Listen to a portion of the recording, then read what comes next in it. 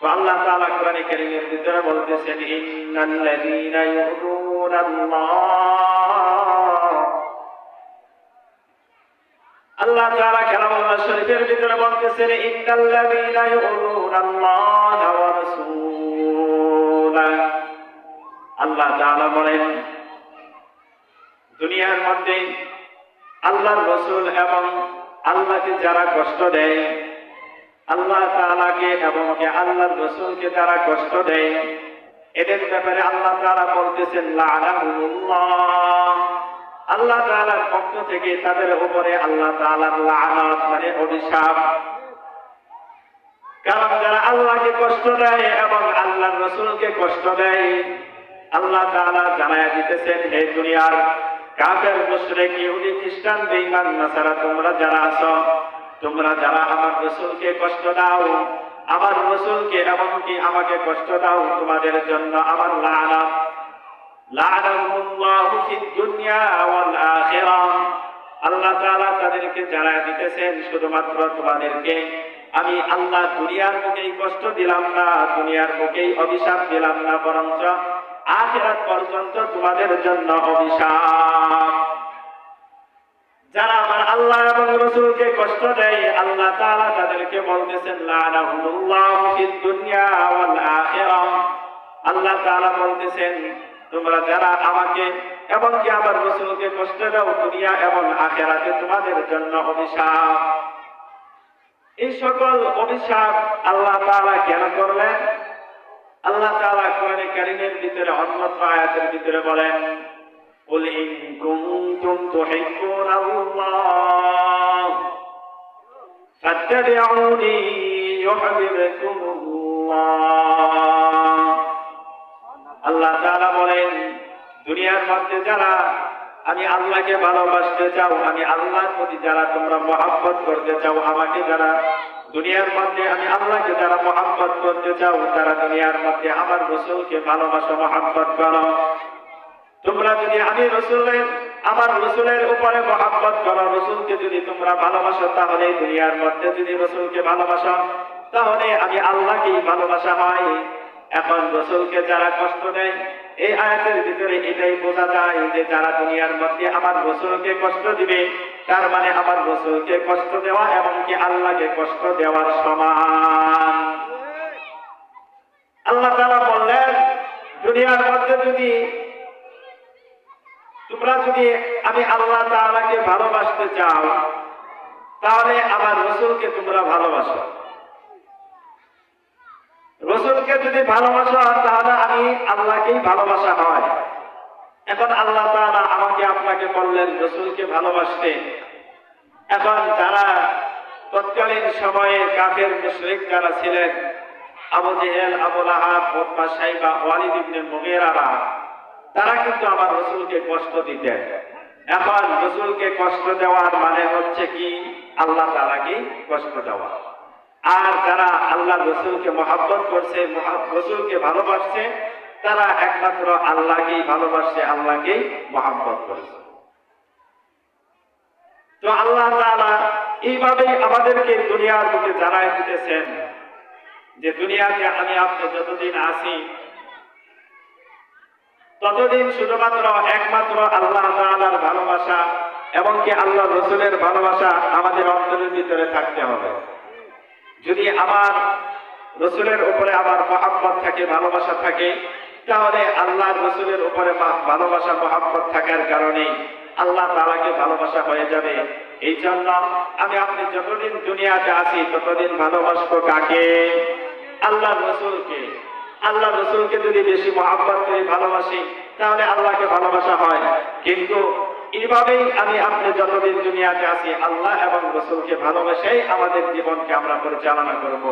যেমন দেখেন সাহাবায়ে কেরাম আল্লাহ রাসূলকে কিরকম ভালোবাসতেন, আল্লাহ রাসূলের উপরে তাদের কি পরিমাণে মহব্বত ছিল, ভালোবাসা ছিল, যে হযরত আবু বকর রাদিয়াল্লাহু তাআলা আনহু হিজরতের সময় হযরত আবু বকর রাদিয়াল্লাহু তাআলা আনহুকে নিয়ে নবীজি ঘর থেকে বের হয়ে গেলেন। আর এই সময়ের ভিতরে নবীজি যখন যাইতেছেন, যাওয়ার পরবর্তীতে যখন রাত্রি শেষ হয়ে এখন দিনের আলো ফুটে উঠছে, তখন আল্লাহ আল্লাহর রাসূল আবু বকরকে বললেন, হে আবু বকর, চলেন, যেহেতু দিনের বেলা হয়ে গেছে, এখন আর হাঁটা যাবে না, এখন কমপক্ষে যে কোনো একটা জায়গায় আপনাকে আত্মগোপন করতে হবে, না হলে কাফের মুশরিকরা তারা আমাদের পিছু নিয়ে আমাদেরকে মেরে ফেলবে। এই জন্য চলেন আমরা কোথাও একটা গুহার ভিতরে আত্মগোপন করি। তো আল্লাহ রাসূল এবং হযরত আবু বকর উভয় গেলেন। যাওয়ার পরবর্তীতে গারে সূরের সামনে যায় দাঁড়াইলেন। গারে সূরের সামনে যখন দাঁড়াইলেন, দাঁড়ানোর পরবর্তীতে আল্লাহর রাসূল এবং আবু বকর যখন দণ্ডায়মান হয়েছেন, এখন আল্লাহর রাসূল সে নিজের গর্তের ভিতরে আগে ঢুকতে চায়। আর হযরত আবু বকর তিনি আল্লাহর রাসূলকে বলতেছেন যে, না, আপনি কেন আগে ঢুকবেন? আপনাকে তো আগে ঢুকতে দেওয়া হবে না, ঢুকতে দেওয়া যাবে না। তখন আবু বকর রাদিয়াল্লাহু তাআলা আনহু আল্লাহর রাসূলকে নিষেধ করলেন, বললেন যে আমি বরঞ্চ আগে গর্তের ভিতরে ঢুকবো, তার পরবর্তীতে আপনাকে ঢুকাবো, আগে আমি ভিতরে যাইয়া নই। তো যখন আল্লাহর রাসূল সাল্লাল্লাহু আলাইহি ওয়াসাল্লামকে আবু বকর বললেন, বলার পরবর্তীতে হযরতে আবু বকর কে আল্লাহর রাসূল জিজ্ঞেস করলেন, হে আবু বকর, আপনি আগে ঢুকবেন, আমাকে পরে ঢুকাবেন, আগে আপনি ঢোকার কারণ কি, আর আমাকে পরে প্রবেশ করানোর কারণটা কি বলবেন? হযরত আবু বকর রাদিয়াল্লাহু তাআলা আনহু তার অন্তরের ভিতরে আল্লাহর রাসূলের কেমন ভালোবাসা, আল্লাহর রাসূলের প্রতি তার কিরকম মহব্বত। হযরত আবু বকর রাদিয়াল্লাহু তাআলা আনহু আল্লাহর রাসূলকে বলতেছেন, ইয়া রাসূলুল্লাহ, ইয়া হাবিবাল্লাহ, এই কারণে আমি আগে গর্তের ভিতরে প্রবেশ করব। প্রবেশ করার একমাত্র কারণ হলো, যেহেতু পাহাড়ি গুহা, এই গুহার ভিতরে পাহাড়ের যে কোনো বিষধর সাপ বিচ্ছু থাকতে পারে। আর এই গর্তের ভিতরে যে সাপ বিচ্ছু থাকবে, এই সাপ বিচ্ছুটা এখন যদি আপনি আগে গর্তের ভিতরে প্রবেশ করেন, তাহলে আপনাকে দংশন করতে পারে। আর আপনাকে যদি দংশন করা হয়, তাহলে আপনি তো মারা যাবেন। এই কারণেই আমি আবু বকর আগে প্রবেশ করব। আমি আবু বকরকে যদি সাপ বিচ্ছু দংশন করে, আমি আবু বকর দুনিয়া থেকে বিদায় হয়ে যাব, কিন্তু দুনিয়ার মুখে আল্লাহর রাসূল জীবিত থাকবে, এটাই ভেবে আমি আপনাকে আগে প্রবেশ করতে দেই না। এই কথা বলার পরবর্তীতে হযরত আবু বকর রাদিয়াল্লাহু তাআলা আনহু গুহার ভিতরে ঢুকলেন। গুহার ভিতরে ঢোকার পরবর্তীতে দেখলেন যে সেখানে গুহার চতুর্পাশেই বিভিন্ন রকমের অনেকগুলো ছিদ্র দেখা যায়। অনেকগুলো ছিদ্র যখন দেখলেন, দেখার পরবর্তীতে হযরত আবু বকরের গায়ে যে চাদর ছিল, এই চাদর দিয়া প্রত্যেকটা ছিদ্র হযরত আবু বকর রাদিয়াল্লাহু তাআলা আনহু আস্তে আস্তে করে বন্ধ করলেন। সবগুলো যখন বন্ধ করা হয়ে গেল, কিন্তু একটা গর্তের মুখ এরকম ফাঁকা থেকে গেল। আর এরকম ভাবে সেটা গর্তের ওই মুখগুলো বন্ধ করার জন্য আবু বকরের কাছে আর কোনো জিনিস নাই, কোনো কাপড় নাই। এই কারণে হযরত আবু বকর আল্লাহর রাসূলকে বললেন, ইয়া রাসূলুল্লাহ, ইয়া হাবিবাল্লাহ, আপনি গর্তের ভিতরে প্রবেশ করেন। আল্লাহর রাসূল যখন গর্তের ভিতরে প্রবেশ করলেন, হযরত আবু বকর রাদিয়াল্লাহু তাআলা আনহু তার দুই পা দিয়া দুইটা গর্তের মুখ এরকম ভাবে বন্ধ করে দিলেন। দুইটা গর্তের মুখ যখন বন্ধ করে দেওয়া হলো, আল্লাহর রাসূল হযরত আবু বকর রাদিয়াল্লাহু তাআলা আনহুর পুরোর উপরে মাথা রেখে শয়ন করতেছেন, শুয়ে আছেন। যেহেতু দীর্ঘক্ষণ সবাই পায়ে হেঁটে সফর করেছেন, দীর্ঘক্ষণ সমান যখন পায়ে হেঁটে তারা ওই পর্যন্ত পৌঁছাইছেন, তাদের শরীরটাও এখন ক্লান্ত। আল্লাহর রাসূলের শরীর ক্লান্ত হওয়ার কারণে আবু বকর রাদিয়াল্লাহু তাআলা আনহুর উপরে মাথা রাখার সাথে সাথেই হযরতে পয়গম্বরের ঘুম এসে গেল। পয়গম্বর সাল্লাল্লাহু আলাইহি ওয়াসাল্লাম তিনি ঘুমের ভিতরে নিমজ্জিত হয়ে গেলেন। তিনি যখন ঘুমিয়ে গেলেন, এই দিক দিয়া বিষধর পাহাড়ি এক সাপ হযরতে আবু বকর যেই দুই গর্তের ভিতরে দুই পা দিয়ে রাখছেন, ওই দুই গর্তের পায়ের ভিতরে ওই সাপটা আয়েশা তার পায়ের ভিতরে দংশন করেছেন, কামড় দিয়েছেন। আর পাহাড়ি বিষধর সাপের কামড়ে হযরত আবু বকর রাদিয়াল্লাহু তাআলা আনহুর শরীর বিষের ক্রিয়া শুরু হয়ে গেছে।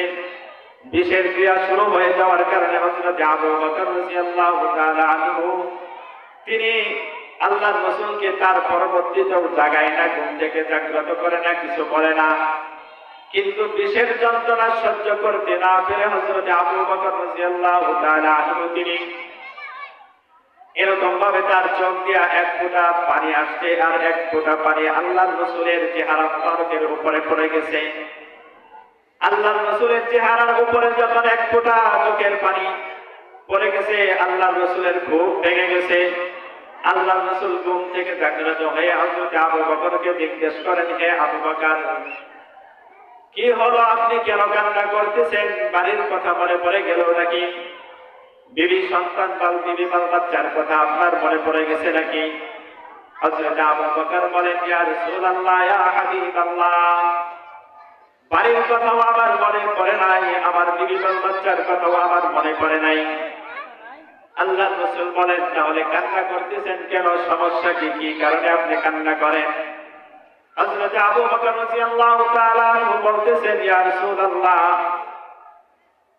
এই গর্তের ভিতরে প্রবেশ করলাম যখন, আর প্রবেশ করার পরবর্তীতে গর্তের ভিতরেও আরো কিছুগুলো সামান্য সামান্য ছিদ্র পেয়েছি।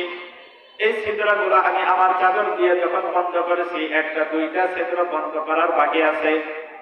আর ওই ছিদ্রের ভিতরে যেটা বাকি আছে ওইখানে আমি আমার পা দিয়ে বন্ধ করে রাখছিলাম। হয়তো আমার পাহাড়ি কোনো বিষধর সাপ এসে আমাকে দংশন করেছে, আমাকে কামড় দিয়েছে। আর এই বিষের প্রতিক্রিয়া আমি আবু বকর সহ্য করতে পারতেছি না। আর আমি যখন বিষের প্রতিক্রিয়া সহ্য করতে না পারতেছি, এই কারণেই আমি আবু বকরের চোখ দিয়া দুই ফোঁটা পানি পড়ে গেছে। আল্লাহর পয়গম্বর জনাবে মুহাম্মদুর রাসূলুল্লাহ সাল্লাল্লাহু আলাইহি ওয়াসাল্লাম হযরত আবু বকরকে বললেন, যখন আপনার এরকম কষ্ট হচ্ছিল তখন আপনি আমাকে ঘুম থেকে কেন জাগালেন না? আপনি কেন আগে আমাকে বললেন না? যদি আপনি আমাকে আগেই বলতেন তাহলে তো হয়ে যাইত। আল্লাহর রাসূল সাল্লাল্লাহু আলাইহি ওয়াসাল্লাম হযরত আবু বকরকে বললেন, দেখি আপনার পায়ের কোন জায়গায় সাপ ধ্বংস করেছে। আপনার যেই জায়গায় দংশন করেছে জায়গাটা হযরত পয়গম্বর দেখলেন।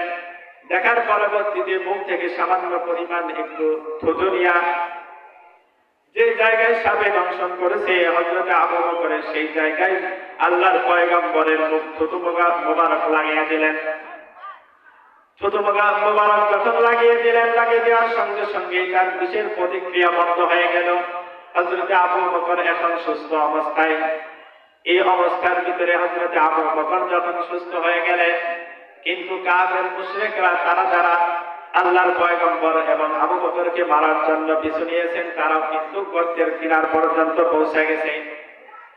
তারাও এরকম আল্লাহর পয়গম্বরকে এরকম দেখার জন্য, মানে তাদেরকে মারার জন্য তারা পিছু নিয়েছিল। তারাও গর্তের কিনার পর্যন্ত পৌঁছে গেছে। কিন্তু পয়গম্বর যেই সাপে হযরত আবু বকর রাদিয়াল্লাহু তাআলা আনহুকে ধ্বংস করেছিলেন, ওই ধ্বংস করনেওয়ালা সাপটাকে আল্লাহর পয়গম্বর জিজ্ঞেস করলেন, হে সাপ, যে আবু বকর আমি রাসূলকে এত মহব্বত করে এত ভালোবাসে, যে আবু বকর তার নিজের জান মাল সব কিছু দিয়ে ইসলামের জন্য দ্বীনের জন্য এত কিছু করতেছে, সেই আবু বকরকে সাপ আপনি কেন দংশন করলেন? তুমি কেন দংশন করলাম?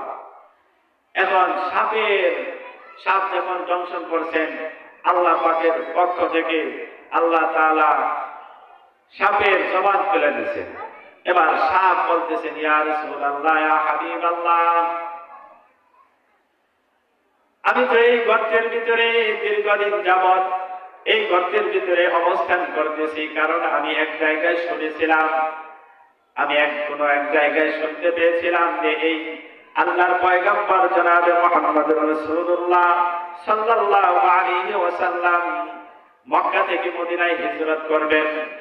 মক্কা থেকে মদিনায় যখন হিজরত করে যাবেন, যাওয়ার পথে এই গারে সৌরের ভিতরে তিনি অবস্থান করবেন।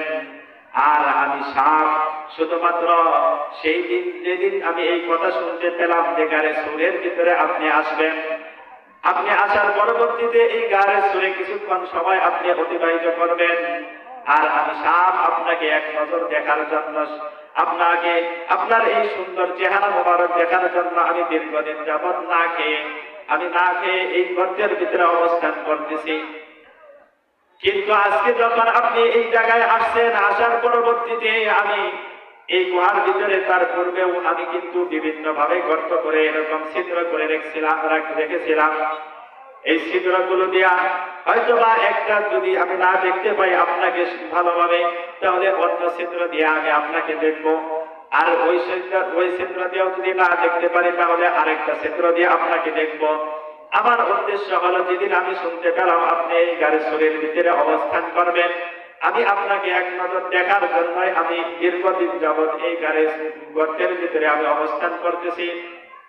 শুধুমাত্র আপনার এই চেহারা মোবারক দেখে আমি সাপ আমার মনের তৃপ্তি মেটাবো। আপনার চেহারা মোবারক এত সুন্দর চেহারা, এই সুন্দর চেহারা দেখার জন্যই আমি সাপ দীর্ঘদিন যাবৎ এই গর্তের ভিতরে অবস্থান করতেছি। যেহেতু আবু বকর সবগুলো গর্তের ছিদ্রগুলো বন্ধ করে দিয়েছেন, আমি যখন আপনাকে দেখার জন্য ছটফট করতেছিলাম, কোনোভাবে আপনাকে দেখার কোন সুযোগ আমি পাইতেছিলাম না। আবু বকর শেষ পর্যন্ত দেখলাম আবু বকরের পা দিয়া একটা গর্তের ছিদ্রের ভিতরে সে তার পা দিয়া রাখছে। ভাবলাম হয়তো বা তার পায়ের ভিতরে যদি দংশন করি তাহলে সে পাটা সরিয়ে নিব, আমি আপনার চেহারা মোবারকটা দেখবো। এই জন্য আমি আবু বকরের পায়ের ভিতরে দংশন করলাম।